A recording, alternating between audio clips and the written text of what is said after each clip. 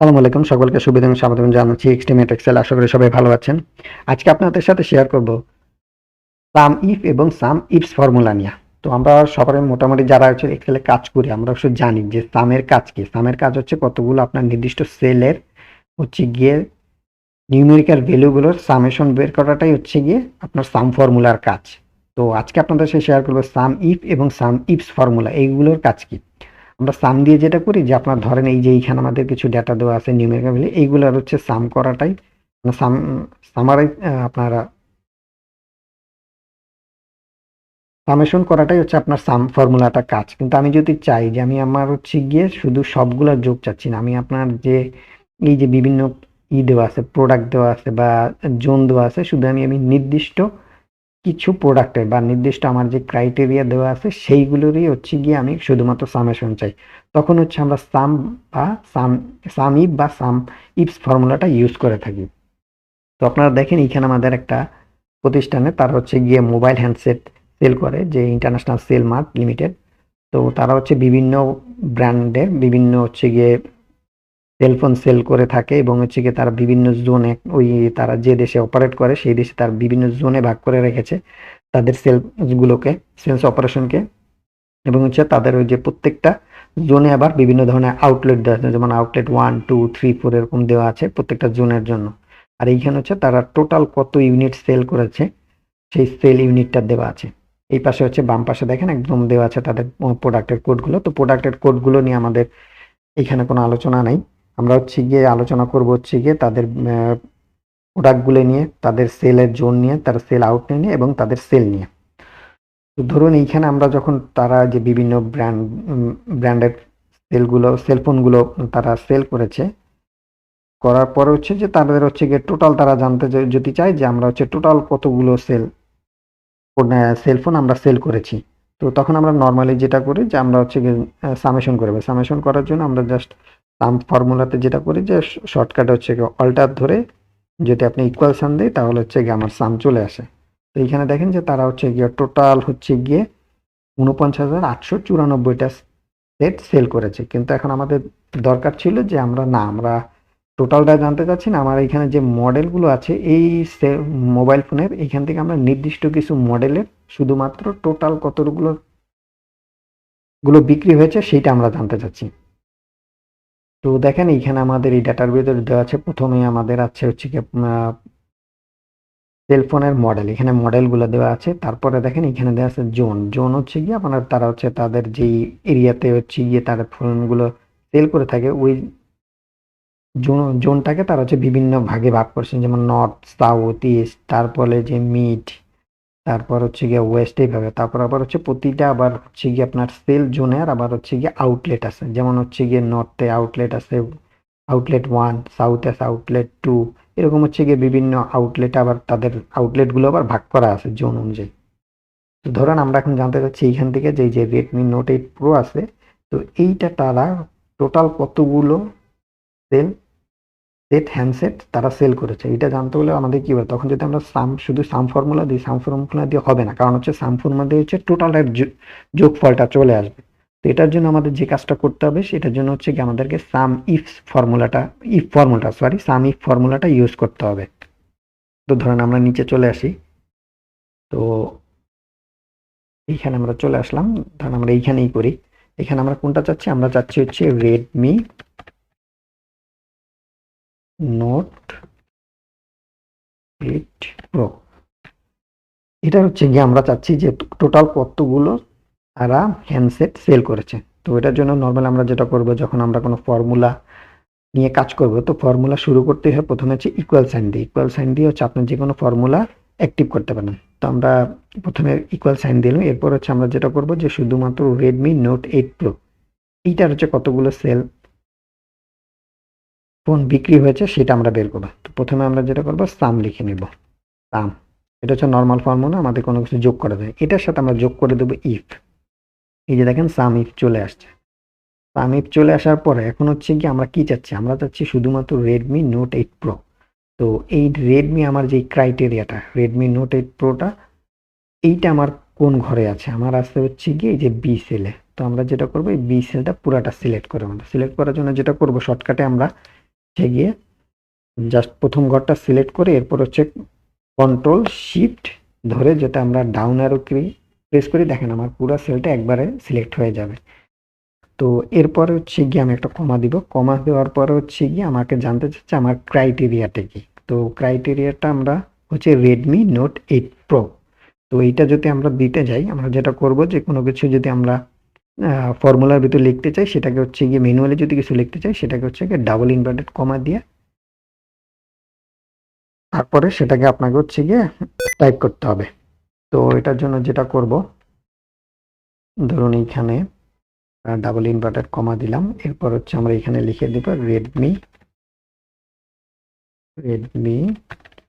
Note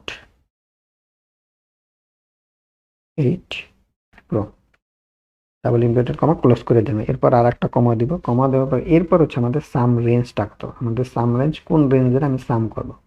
তো যেটা করব এটা হলো এইখান থেকে হচ্ছে ই কলাম থেকে। তো আমরা প্রথম ঘরটা সিলেক্ট করে নিয়ে আগের মতো কন্ট্রোল শিফট ডাউন অ্যারো দিলে আমার পুরা ইন্টার ডাটাটা সিলেক্ট হয়ে যাবে। এরপর আমরা ব্র্যাকেট ক্লোজ করে দেব।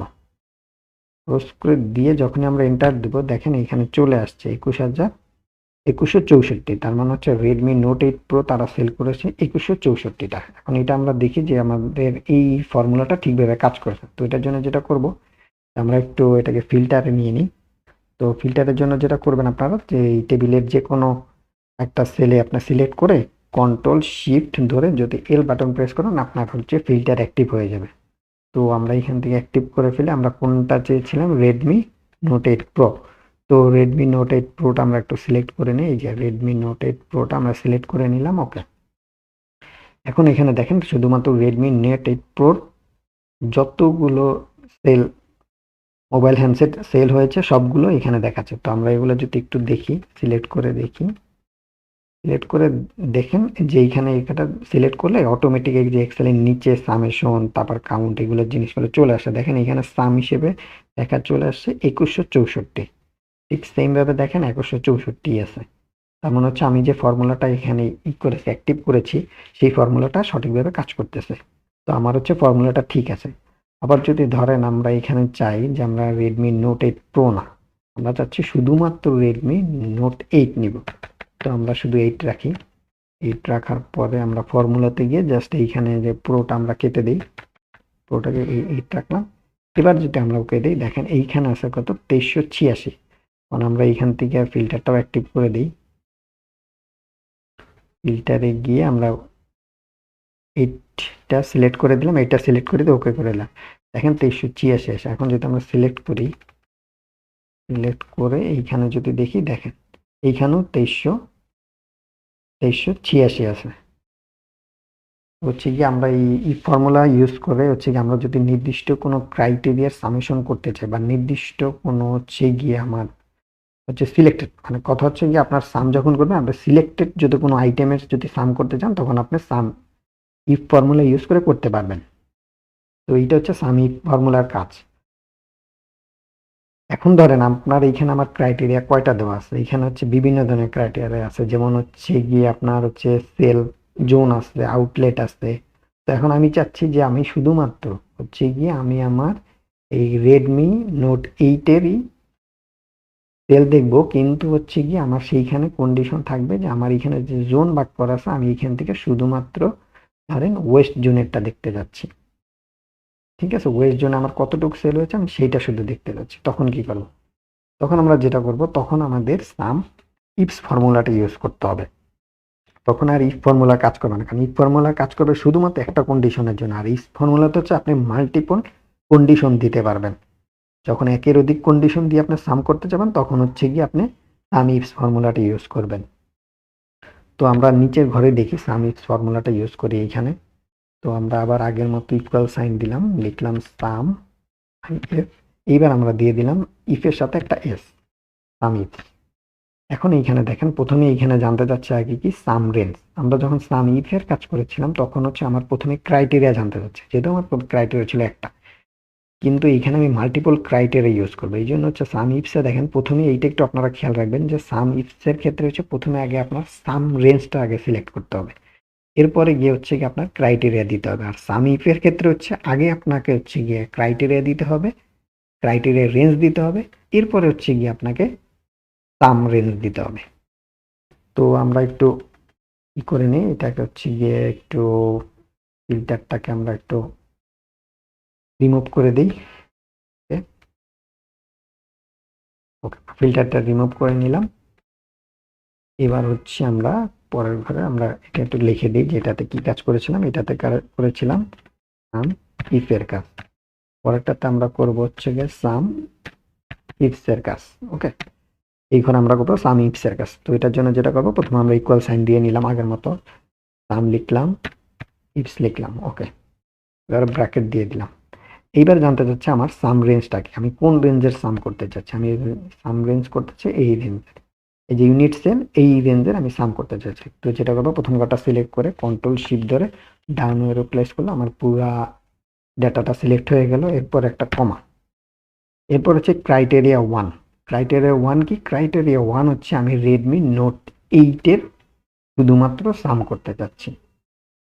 তো আমরা আবার আগের মতো সিলেক্ট করে নেই, কন্ট্রোল শিফট ধরে ডাউন অ্যারো সিলেক্ট করে নিলাম। ওকে, এরপরে জানতে চাচ্ছে আমার ক্রাইটেরিয়াটা কি? ক্রাইটেরিয়াটা হচ্ছে রেডমি নোট 8। তো আমি ডাবল ইনভার্টার কমা দিলাম, এখানে আমি ম্যানুয়ালি টাইপ করলাম Redmi note 8, double inverter comma close করে দিলাম। এবার আবার কমা দিলাম, কমা দিয়ে হচ্ছে এইবার আমার কাছে চাচ্ছে আমার দ্বিতীয় ক্রাইটেরিয়া কি? দ্বিতীয় ক্রাইটেরিয়া হচ্ছে আমি চাচ্ছি আমার জোন। কোন জোন চাচ্ছি? ধরুন আমরা চাচ্ছি নর্থ জোন। আমি আমার আগে এটা সিলেক্ট করে নিই, আমার ক্রাইটেরিয়া 2 এর রেঞ্জটা কন্ট্রোল শিফট ধরে আবার ডাউন অ্যারো দিয়ে নিলাম, সিলেক্ট করে নিলাম। এরপর হচ্ছে আমি এইখানে কি চাচ্ছি, আমার রেঞ্জটা কি চাচ্ছি?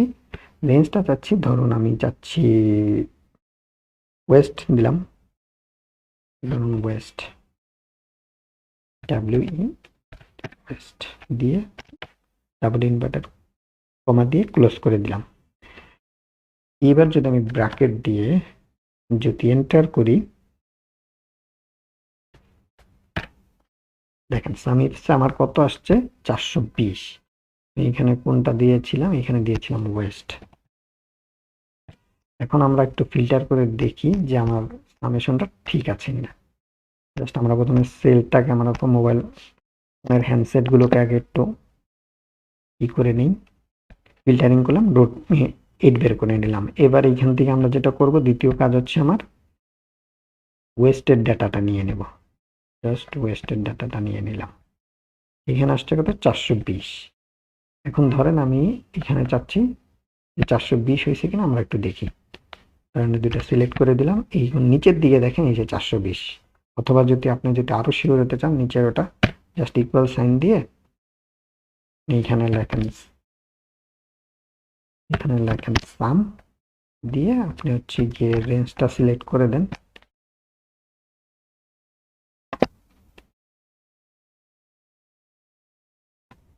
এন্টার করেন।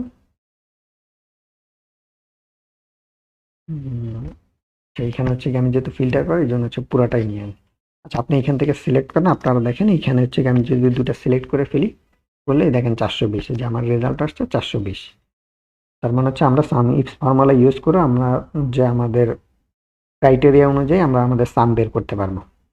এবার ধরেন যে এইখানে আমরা তো ক্রাইটেরিয়া দিয়েছিলাম দুটা, যে দিয়েছিলাম কি আমার মডেল, ফোনের মডেল নাম্বার দিয়েছিলাম আর জোন দিয়ে। এখন যদি ধরেন আমি চাচ্ছি যে আমার আউটলেটও চাচ্ছি, যে আউটলেটেরও সাম দেখতে, এখানে হয়তো দুইটা আউটলেট দেখাচ্ছে, যদি মাল্টিপল আউটলেট হয় তখন আমি সাম করবো। তখন জাস্ট এটার সাথে আপনি যেটা করবেন যে এই যে অতিরিক্ত আরেকটা অ্যাড করে নেবেন, এই যে ওয়েস্ট দিলাম, এরপর আপনি আউটলুক ধরেন আমরা এটাকে ডিঅ্যাক্টিভেট করে নিই, ফিল্টারটাকে আমরা ডিঅ্যাক্টিভেট করি।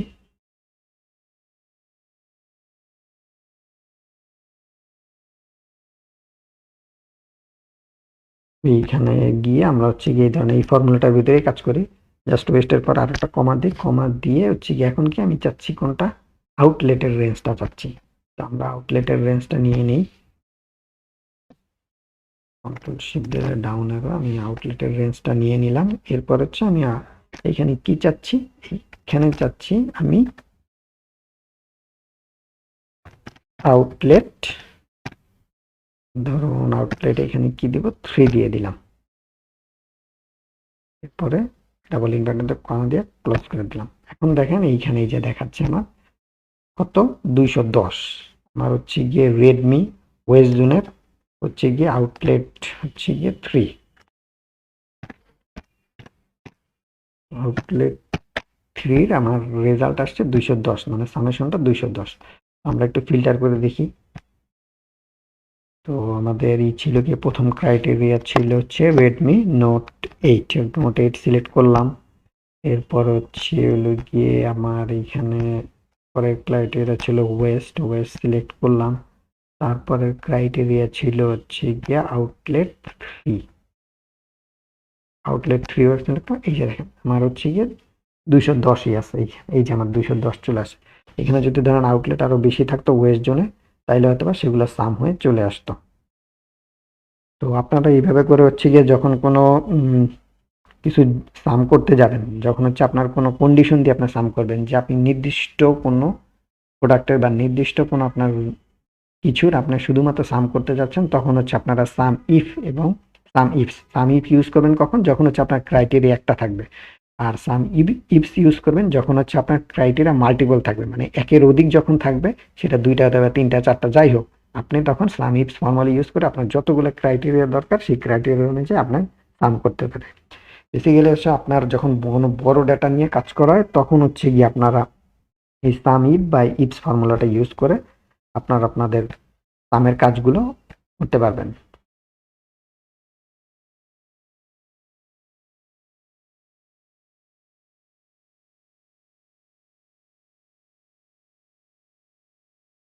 তো আশা করি আপনারা বুঝতে পেরেছেন যে সাম ইফ এবং সাম ইফস ফর্মুলার কাজগুলো কি কি।